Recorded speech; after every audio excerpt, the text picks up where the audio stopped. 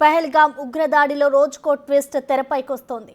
ఉగ్రమూక పగడ్బందీగా ప్లాన్ చేసిన తర్వాతే అటాక్ చేసినట్లు ఎన్ఐఏ తేల్చింది.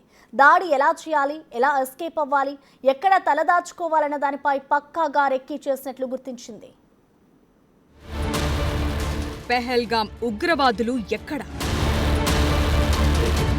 9 రోజులవుతున్నా దొరకని జాడ. ఆహారం లేకున్నా ఎలా ఉండగలుగుతున్నారు?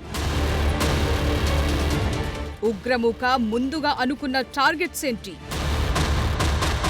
గంటలు గడిచిపోయాయి, రోజులు మారిపోయాయి, వారం కూడా పూర్తయింది.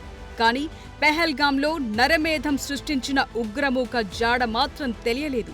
ఘటన జరిగింది మొదలు భద్రతా బలగాలు కశ్మీర్ వ్యాలీ మొత్తాన్ని జల్లెడపడుతున్నాయి. అయినా చిన్న క్లూ కూడా దొరకలేదు.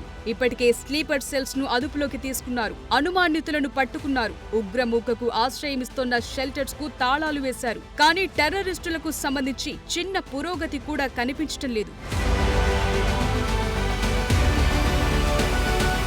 ఉగ్రమూక సౌత్ కశ్మీర్లో తలదాచుకుంటున్నట్లు అనుమానిస్తోంది ఎన్ఐఏ. దట్టమైన అటవీ, ఎత్తైన కొండ కోణలు ఉండడంతో అందులోనే ఆశ్రయం పొందుతున్నట్లు భావిస్తోంది. టెర్రరిస్టుల దగ్గర ఫుడ్ సప్లిమెంట్స్ పెద్ద మొత్తంలో ఉన్నట్టు అనుమానిస్తోంది. బయట నుంచి ఆహారం రాకున్నా వారి దగ్గరున్న చాక్లెట్స్, ఇతర సప్లిమెంట్లను తీసుకుంటూ అడవిలో ఆశ్రయం పొందుతున్నట్లు అంచనా వేస్తోంది. ఇలాంటి పరిస్థితులొస్తాయని ముందే ఊహించి అందుకు తగ్గట్లుగా ఉగ్రవాదులు ముందే ప్రిపేర్ చేసుకున్నట్లు చెప్తోంది జాతీయ దర్యాప్తు సంస్థ.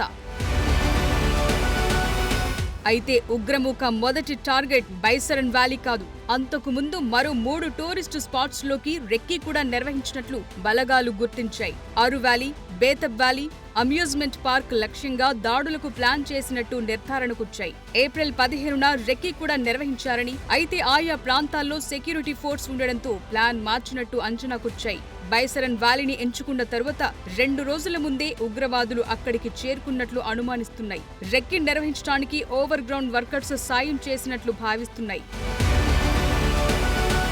అయితే 4 కంటే ఎక్కువ మంది ఉగ్రవాదులు బైసరన్ వ్యాలీకి వచ్చినట్లు అనుమానిస్తోంది ఎన్ఐఏ.